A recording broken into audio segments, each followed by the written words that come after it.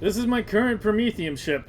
It is just shy of 2,000 tons, has a top speed of 485 kilometers a second, 465 on the way out, 45 back, carries 150,000 eggs, and turns it into 450,000 Promethium science. We can definitely ramp up higher than that, and I will be ramping up sooner.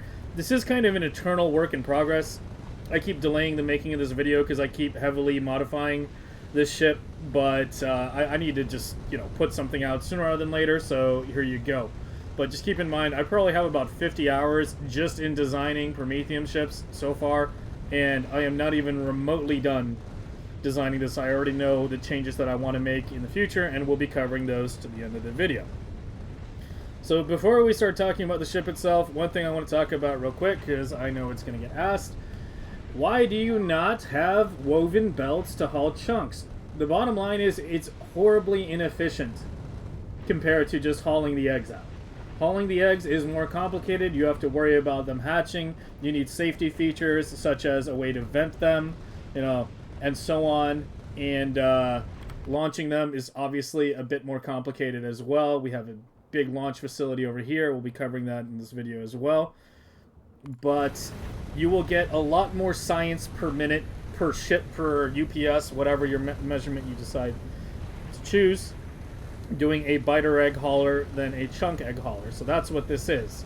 It hauls biter eggs as fast as it can out to the Promethium area, makes a ton of Promethium science, and then brings it back. 150k eggs in, 450k out. So we're going to cover every little bit of the ship. We're going to start with the turret and grabber pattern. We have a 2-2 design here. I will be switching to a 3-1 or a 3-2 3 grabber design pattern in the near future, because two of these is not enough to saturate a belt fully. Apparently the legendary grabbers can't quite keep up with grabbing enough Promethium, even though the inserters should be enough. Like we have, as you can see, 4 legendary inserters per half belt. That should be enough to saturate it. I've tested it in the sandbox. And we need 4 legendary inserters, again, per half belt, 8 per belt total, in order to move all that Promethium into the cryogenic plants. So we'll be moving up to a 3-2 pattern, but yeah, the limit is not the inserters, but the grabber's ability to grab Promethium fast enough. You can tell if you look closely, you'll see small red explosions from time to time against the hull. Like right there, those are the Promethium chunks hitting because they're not getting grabbed fast enough. So we have our row of railguns and grabbers, followed by a row of gun turrets, which are filtered. Oh, and these are filtered to only target huge asteroids in an alternating pattern. That pattern is kind of important so that they don't wind up targeting, the wrong thing that's too far out and ignoring something that's closer that can threaten the ship. So as you can see here, it's metallic first, then carbon first, then Promethium first, then ice, and then it repeats. And the pattern is shuffled so that there's a good balance. You may want to copy this pattern directly. I've gone ahead and done the same pattern on the missile turrets. A few extra missile turrets on the side. We used to have side turrets on a previous version of the ship. I was actually hoping to show that in this video, but that ship got taken down by a biter mutiny who then proceeded to immediately scuttle the ship and kill themselves in the process. It's happened quite a bit. We've lost a fair number of ships to biters at this point. I've probably lost about 1 ship every day, for the past week. I've had to build a new ship every day. Fortunately, we're at the point, in terms of legendary materials and whatnot, that I can get a new ship fully rebuilt in about an hour. But just keep in mind that when setting this up, especially if you're trying to push the amount of eggs that can carry to the maximum, you'll probably run into a bit of too close to the knife's edge issues where you just wind up blowing up your own ship and learn and make a new one. So we have 3 inserters off every grabber. 2 of them are for Promethium. 1 is for everything but Promethium. They go into different belts. The Promethium, as you can see, goes right down here and goes right down in the middle. I like doing the direct insert for the hub. It just feels good, but you don't necessarily have to. You could belt the biter eggs and quantums out. There's definitely a few ways to do it. But as you can see, we have just the Promethium coming in, and then the eggs and quantums are handled just by 1 inserter is enough to handle everything. and you need 2 inserters in order to pump everything back into the hub when you have 2 belts coming in per machine. If you only have 1 belt coming in per machine, then 1 inserter, 1 legendary stack is enough to move the science back.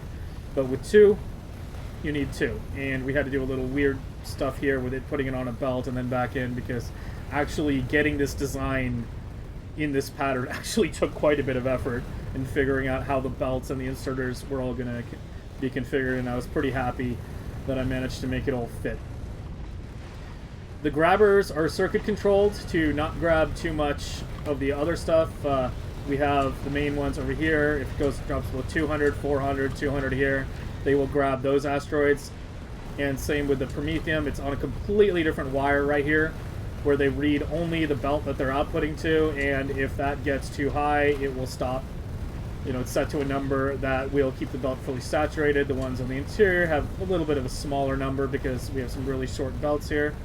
This thing isn't quite centered, unfortunately. I wished I could have had it centered, but it had to get shifted slightly to the left in order to fit everything here. This ship is very compact. My earliest solid Promethium ship was 4,000 tons, and it's actually just been downsized continuously since then.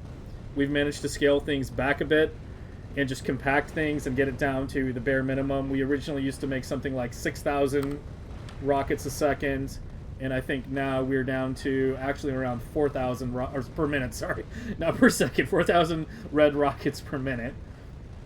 And that's apparently all we really need if the ship is small enough. We have meters here that track a railgun, rockets, and fusion cells, so I can see at a glance the health of the ship. A very complicated alarm system that I'll be going over in more detail later in this video. And yeah, so that's Promethium.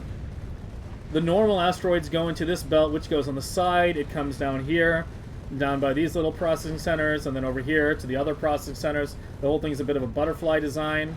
We've got ammo, fuel, and railguns ammo on the left side. And on the right side, it's just purely rockets, because that section is significantly larger due to the fact that these things can only be made in the normal assemblers and not any of the other new buildings that we have in Space Age. Fusion reactor is self-explanatory, full legendary at this point. It lets us get away with only a 2-core for a nice 1 gigawatt, which is plenty of power. There's virtually no accumulators on the ship. I think there used to be some, and I stripped them out. I probably should sneak a few back in there. There's a couple, but they really don't matter because we never actually exceed, it caps out around 550 megawatts at most. We never even get close to the 1 gigawatt. So yeah, legendary fusion reactors, not to be underestimated when it comes to ships of the size. They let you really shrink things down. So we have our asteroids coming here, and I want to talk about the processing center for a bit. So this kind of loop design is something you've probably seen on some of my previous ships. My latest version of, my personal ship and all my cargo ships also have some loop design. This uses a loop for all 3 types of asteroids together. On the Promethium ship, we have a much, much, much higher quantity of material coming in. So we want separate little circles for each of them so that it has okay, there are 2 problems. I should start with that. There are 2 problems that these little loops solve. Number 1 is that when you're putting asteroids on the outer belt and having this big loop like this, it can get kind of inconsistent.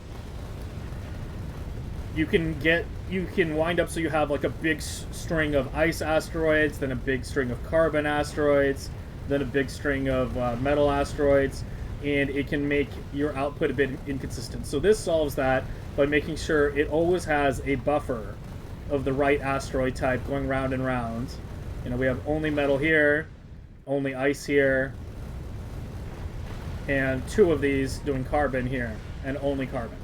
The other problem that it solves is these always need to be able to output their material, otherwise, they can get blocked. So by having a completely separate belt, and these output only on the inside, these can output on the outside, it always ensures that they have room to output their material so that the sulfur, the carbon, the spice can keep flowing. I really, really recommend doing something like this. I have tried to design my way out of these loops for a long time. I've tried several different iterations, and I keep coming back to them. I'm at the point where I think this is kind of...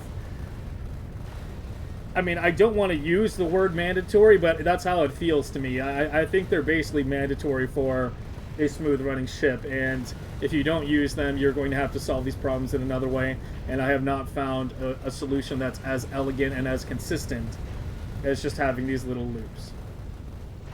So let's follow the rest of the materials. We have iron and copper out here.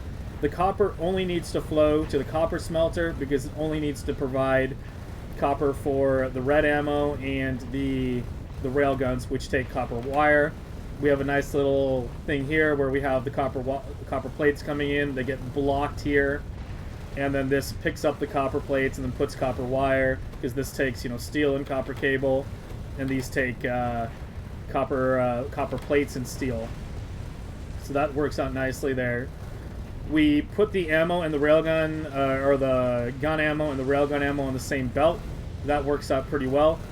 Neither are needed in very high quantities. We don't track the railgun or the gun turret ammo. We do track the railgun ammo. That's these lights right here. These are rockets. These, as I said earlier, are fuel cells. And we have alarms set to a couple of them. I think it's only rockets that I have an alarm set for, because that one tends to drop lower before anything else. But we haven't had that alarm go off in, well, a couple weeks now, so it's been doing pretty well. So yeah, that covers it for this. The rest of this should be pretty straightforward. You know, iron plates, steel. Iron goes to the yellow ammo maker. It's the only place it has to go. Steel has already been covered, and then the iron has to come all the way over to the right side, splitting up so that I can feed the rockets, because the yellow rockets require iron as well. We have 3 belts crossing the middle. We have iron going from left to right, and explosives and carbon going from right to left, because explosives are needed for railguns, and the carbon is needed for the thrusters. We only have a single row of beacons throughout the entire ship on both sides. It is not beacon sandwiched, it is just one row. That's all you really need if you want to keep things nice and compact. I did wind up putting a few extra here. That may not have been necessary, but I noticed that the railguns were getting like a little... It wasn't getting like low enough to make the lights start dropping, but I noticed it was starting to get down here, and it wasn't like fully buffered all the way back when it was really, really deep into the Promethium area. So I went ahead and added a few more beacons up here just to be safe, because railgun ammo does take quite a long time to craft. It's a 25-second crafting time by default. Thrusters. We've got 4 of each fuel type and 2 of these. Some of you might notice that these put out 8.5K, and I'm only tapping 1 output, and you may be familiar with that with the Fluid 2.0 mechanics. If you've got really high outputs from buildings, it's better to tap both outputs. I actually did experiment with tapping both outputs and try doing a slightly different layout with this. I ran into some weirdness where the ship would travel very slightly slower than if I did it like this. Like, it was very close. We're talking like 1 kilometer a second slower. Like, almost the same. But the new setup essentially took up the same space, because I needed to redo the beacons somewhat. And I really wasn't willing to accept any slower. We're basically at the point where I'm trying to squeeze every single kilometer a second I can out of this thing. I redid the engines. I cut off the sides. You know, as I said, I used to have side railguns. You can see it in the old blueprint here. We had the side railguns and the side rocket launchers, and those got completely cut. And that let me get it up to, you know, up to 485 kilometers a second. I have a few more ideas for making this a bit faster without using thruster stacking. I may wind up going ahead and doing thruster stacking. The main reason why I didn't want to do it was because I know the devs aren't happy with it. Excuse me. And I thought they would have fixed it by now. But that seems to be taking a while, so if they're going to take forever to fix it, you know, may want to take advantage of it while we can. But yeah, if we thruster stack, we can obviously get much, much faster with the ship, although we may have to expand the fuel center a bit more. Maybe do a second row of beacons down here if needed. So that covers it for the left hand of the ship. You know, the Tesla turrets are extra on the side, as well as with the laser turrets, because the biter venting belt is on the left side here. Generally, when I'm pushing a high egg count, trying to like test the limits of the ship, You know, oftentimes we'll go a little too high, and then we have to vent some eggs, you know, at a critical moment. Right now, this one seems to be doing just fine. We're at... oh, I think this one got a short launch. Yeah, this one only has 352K. I think I had to vent some eggs on this one. I don't remember. But this one is heading out, yeah, with, well, 150K eggs. It's already started making Promethium science. But yeah, so it's down to 146K because it's already made 10K Promethium science. But yeah, we have 2 ships operating right now, you know, named after the Expanse ships, Doninger and the Pella. And, yeah, this one will pull in the full 450K science. So yeah, just ignore the fact that this is 350K. I think I had a bad load on this one, and I deliberately vented some of the early eggs. But I'm still refining the loading system over here. It's supposed to essentially be 3 launches to fill the ships, but sometimes things don't quite go right. So that's still a little bit of a work in progress. But you know, you get the idea. We have this splitter here is important because it, after the materials come down, it puts things on the outside of the belt so that these can keep putting material on the inside, because all these inserters all the way across are only putting material on one side of the belt. So this allows both sides of the belts to be used. And let's go over to the right side of the ship, where again we have a similar setup here. Oh, I want to talk about the little processing things a bit more and how I have them set up, because I know there's going to be questions about this. So the way we have this set up to work is these are obviously filtered for the right asteroid chunk, and if the chunks drop below 50 on this little circle, it will add more, and only if it goes below that number. Once it drops on that circle, these switch between the normal and the regular recipe depending on what's needed. If the ice gets below 700, it'll output the ice. If the calcite gets below 700, it'll output the hybrid recipe. This one, set to sort ascending, will filter the complex recipe, the advanced recipe, over the basic recipe. This is actually a good time to look at it, because we just saw it switch over to the regular recipe because it had plenty of calcite and not enough ice. The second selector combinator with a random input 600 merely prevents flickering. You know, if it drops below just briefly, you know, it might flicker on and back off because, you know, it pulled something off and then, you know, like the output came out or whatever. And so that's nice to prevent flickering. This means when it switches, it'll switch for a nice, 10 seconds or so, and switch back. So these outputs go into the selector combinator for ascending, and then they go into selector combinator random input on a 600 tick interval. And then they read the main belt. The belt reading gets a little more complicated for some of the other ones, but the idea remains the same. It looks at the belts, sees what's needed, and adds it based on what's needed.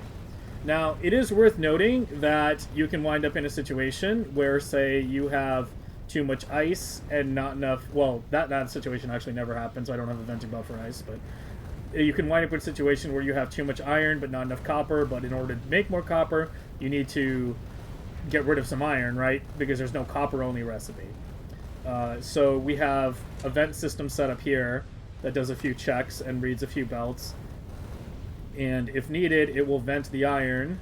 It will enable this belt down here, this one down here, disabled by control behavior. I don't even remember what this one was for. There might be some old circuits in here. In fact, like as I was going over the fuel sensor, I spotted an extra pipe somewhere, like here. Yeah, there's just a random extra pipe that goes nowhere, because a lot of this has been, my older designs that have been modified. But yeah, the gist of it is that if the iron gets too high and the copper gets too low, it will vent iron out the side. That doesn't happen very often, but it's there just in case. It's not needed, as I said, for the ice and the calcite, because apparently I've never been in a scenario where the ice is too high and the calcite's too low. The ice tends to go pretty quick. So no vent belt is needed for that. But for iron and copper, we have the vent belt on the left. And for carbon, we have the vent belt on the right. That one is a lot more active.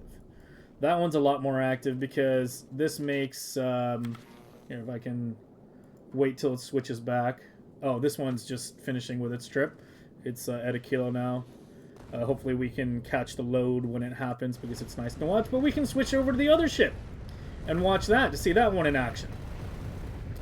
Oh, one quick note about a kilo while this one's there.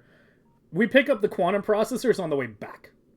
This is so we get the eggs out there with maximum freshness, so it goes Novice, Shattered Planet, a kilo. So it picks up the quantum processors on the way back to Novice, not on the way out. And we'll talk about that later. So here we have the carbon coming out on the right in order to keep the sulfur flowing. This is super mandatory, and you need to make sure this never gets blocked. Because if this gets blocked, the sulfur flow can stop, and if the sulfur flow stops, then, well, your ship can explode. And that's bad. Because you'll run out of rockets, and an asteroid will just come and take you out. We have the carbon belt venting to the right, we have the iron venting to the left, and we have the biters that also vent to the left. We'll cover that in a moment. But I used to have the biters venting on the same side as the carbon, until I had a couple times where I had to do a bad vent, or a lot of eggs that needed to be vent, and I lost a ship because I had it set up so that the biter eggs were venting, the carbon would stop because it was venting on the same belt, and venting the biter eggs, that are about to hatch is more important. And I wound up losing the ship because, yeah, ran out of rockets. So over here, we have just direct insert here. I try to use direct insert wherever possible. It's something you're going to see in a lot of my designs, not just on the ship. I'm a big fan of direct insert. Wherever I can get away with it. So we have our coal synthesis outputting directly into our rockets, or sorry, our explosives. Those go here, and one of them goes over to the railgun maker, and our carbon goes over to the fuel over here. This many rockets did wind up being enough for the ship. It was originally supposed to be much bigger. I wound up cutting it down, and it wound up being just barely enough. We'll see how that fares once I further refine the egg launching systems and start carrying bigger payloads. But I don't anticipate it to be too bad, hopefully. So, the piping and belting is a bit complicated, but obviously I'm not going to dive pretty deeply into that. The blueprint will be on the blueprint sheet. That covers most of it for the processing and the material flow and the way it goes. And that brings us to the center, where it comes to the biter egg handling, the ventilation system, and all the safety stuff. And it's actually good timing because the Pella is about to arrive at Novice, I almost said Earth, for reloading the biter eggs, and that gives us a nice chance to see how the new biter launch system works. So, although you may not be unloading the science here, let me make a quick circuit change so that it will unload the science so I can demonstrate this. Punch that to 2 million, and oh, yeah, it's in the combinator. Punch that to 2 million. That should get all your Promethium science pretty much instantly unloaded. And now it's starting to launch eggs. Yeah, all the Promethium science now fully instantly unloaded. I made a video on the whole unloading thing if you're not seeing things unload instantly, and that brings us to the glorious biter, the space biter system, as we're calling it. Okay, so this system is a bit complicated and is heavily tied into the ship itself and the ship's requesting systems. So I'm going to be going over every little part of that. But the gist of it is that we only launch the biters to the ship once all the science has been unloaded, and we launch them as quickly as possible using direct insert, so they all get sent up quite rapidly. It should be in less than 2 minutes. 150,000 biter eggs get loaded and sent into space. So these hold 100 biter eggs each, and we have 10 of them surrounding each, and we're doing 3 launches right now. The third launch is a little bit delayed right now. I'm trying to decide whether I want to just add a lot more of these and go with 2 launches, or try to get uncommon or rare captive biter spawners, which are a bit annoying on everyone, so I can do 3 consecutive launches. I'm still trying to make up my mind on that. But in order to understand this, we need to go back to the ship. So, there's a lot of wires here, but it's actually, no, I'm not gonna lie. It's just as crazy as it looks. So we have a few things here. We have this wire out here is just reading the ammo count for the meter, and this radar out here is just attached to this one, reading the rocket belt for the meter. I'm probably going to find some way to read it in the middle here, like remove a laser turret and add a gap so I can get rid of that. That's actually an idea I had right before the video. We have our indicator lights here. We have a green light that indicates science is present, as you can see is active on the Donager, a yellow light which indicates biters are present, and a red light which indicates the venting system is active. And we have a toggle here that we can use to toggle it on and off to deliberately vent biter eggs if we notice something is wrong. As you can see, some are venting right now. They go all the way out here, and that's again why we have all the laser turrets and Tesla turrets here. It's worth noting if you have like more than 10,000 biter eggs hatching at a time, there's pretty much no amount of turrets that's going to save you. But against smaller mishaps, it can definitely save your ship. You know, make sure you have these set to pull spoiled eggs out first, and same on these, spoiled first again. So, the rest of the circuits. Okay, here we go. So this is the biter egg venting system right here, is these two combinators. We have a timer which starts when it first detects biter eggs. So when the first biter eggs are loaded onto the ship, as you can see on the Pella right now, which has biter eggs, it has a very low timer. As you can see, we didn't quite have a smooth load here. It loaded like 149, 500. The last 500 are a bit late. I have a little debug here thing, which is probably going to scream at me in a moment. Or maybe not, because apparently I broke it or something. But, yeah, onto the venting system. It's pretty simple. We have a timer circuit. I made a video on circuits. If you're unfamiliar with this circuit is in that, where when the biter eggs do not equal 0, as soon as they change from 0, it will start a timer. Once it hits a certain amount of ticks, or if the biter eggs equal 0 again, it resets.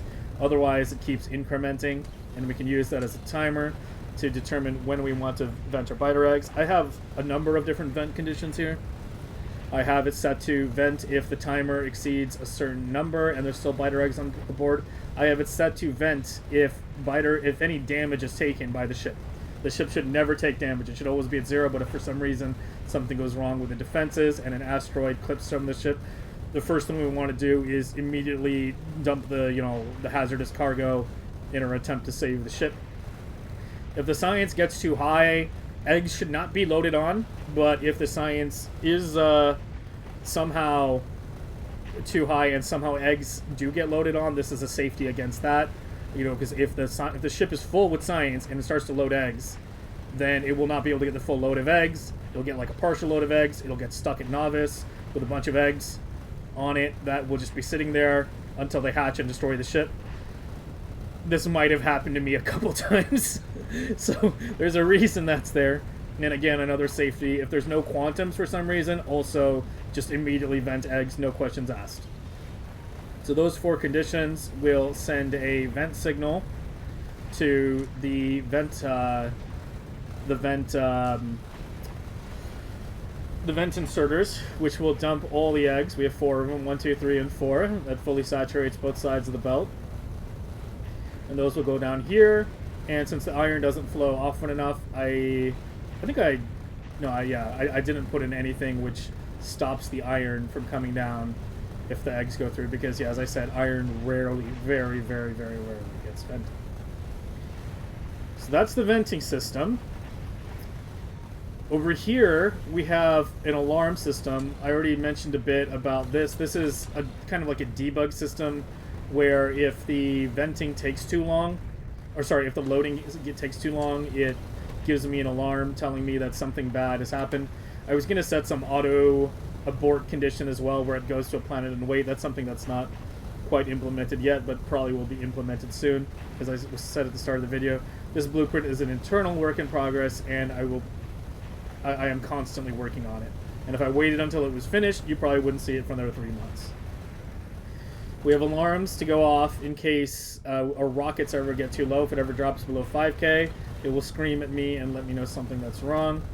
We have another alarm in case it takes damage, and another alarm in case the science gets too high. It should never actually get that high, because that's reaching the cargo limit of the ship itself. This right here is just a switch that turns off the alarms. It's useful when building the ship, because when it's building, it will, scream a bunch of alarms. So The red light being on means the alarms are disabled. The red light being off means the alarms are engaged. And I already talked about these lights over here. So that covers that. So that brings us to the final little bit of circuitry, I believe, of the ship, which is actually probably one of my favorite parts, which is one of the more clever things, thanks to one of my viewers. I think it was Vader, I believe, who initially suggested this when we were trying to figure out a good way to do it, or this specific method, where we read the biter eggs that are present in the hub, and we read the science that's present in the hub, and we use that ratio to determine when to turn around. So, quick note on turning around. If you've started making Promethium ships, you know, you're probably doing something where you've set it to, you know, item count biters is half of what your cargo is, right? Because you want it to use up half the biter eggs on the way in, and then the other half on the way out. Half is not good.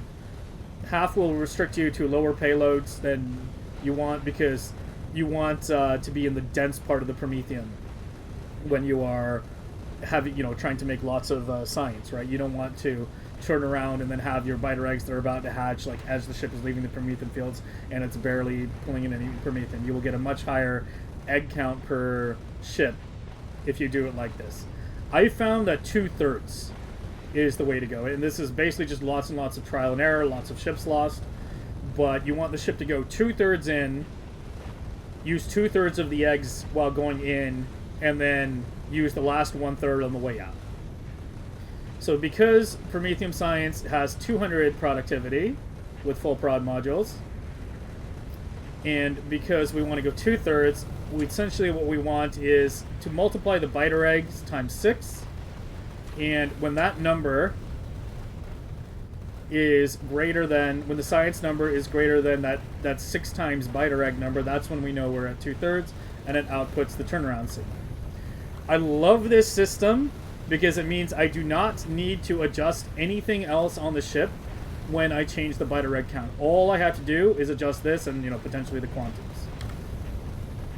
It doesn't matter how many eggs I have, it will always go 2/3 in, use up 2/3 of biter eggs on the way in, and then 1/3 on the way out. It's a very simple system and a very clever system, and I am very happy with the additional functionality it gave to the ship. And as you can see right now, we're down to 32k eggs and about 350k science. So as you can see, this ship will be bringing back about 450k science, you know, because 30k eggs is roughly 100k science, because, you know, multiplies by 3, minus, you know, a little bit, which is that tiny little bit that I vented, you know, about 10 minutes ago in order to demonstrate how the venting system works. I believe that covers just about everything. Yeah, that's my current Promethium ship design. It will probably be changing a good amount in the future as, you know, I experiment with more grabbers, more eggs. I want to push this up to over 200k eggs per trip, maybe more. We will see how many we can carry. At some point I may have to worry about adding more cargo space somehow, but that's a whole nother conversation. It's actually not too hard to do. We can extend it down one more row if needed and add another cargo bay. I can't extend it more than one row super easily because of this, but I could just have parts where it's 2 or 3 deep, and then parts where it's only like 1 or 2 deep. But yeah, right now this ship is kind of more or less tuned around 150k eggs, being relatively lightweight for a Promethium ship and being very fast. It just gets out there quick, gets the science, and comes back. As you can see, like, this ship started its route when I started making this video, and it's already heading back now with almost all the science. And as you see, our biter eggs have 2 minutes and 40 seconds before they hatch, and we are down to 17k. Little rule of thumb, you know, this is going to change from ship, but one thing I noticed is that when it's deep in, if the amount of eggs you have is less than 10k per minute, like for example, if you have 20k eggs, you want to see over 2 minutes here. If you have 30k eggs, you want to see over 3 minutes. We have 2 minutes 33, and we have 14k eggs, so we are definitely 100% fine. We will have no issues, and this will have no problems producing, you know, the nearly 450k minus that tiny little vent that I did earlier, so it'll probably be around 445k or something like that. and so on. So yeah, that's the Promethium ship, which is currently my largest ship. I haven't, other than redoing the grabbers to be doing a 3-to-1 pattern or a 3-to-2 pattern, depending on how things go. 3-to-1 will be easier because I can essentially keep the same spacing. A 3-to-2 would be a little more complicated and may wind up necessitating a redesign to the outer parts of the ship. But right now, I definitely kind of am feeling the smaller, more lightweight, fast ships over just having the massive, just high amount of biter egg option, which is also, completely valid. It's also a totally valid option. I've seen plenty of good ships that just carry like much higher egg counts than I do, but they're slower, etc., or have other limitations and whatnot. But yeah, we're hoping to be able to push this one to 200, maybe 250 once I fully refine the biter launching system and whatnot to be more seamless and maybe take less launches, and as well as update the front, but we'll see where that gets us. Yeah, I believe that covers everything. So I hope this helps you guys out. I hope you enjoyed the ship. My name is Stupid Fat Hobbit. I stream at Twitch TV SF Hobbit, and thanks for watching.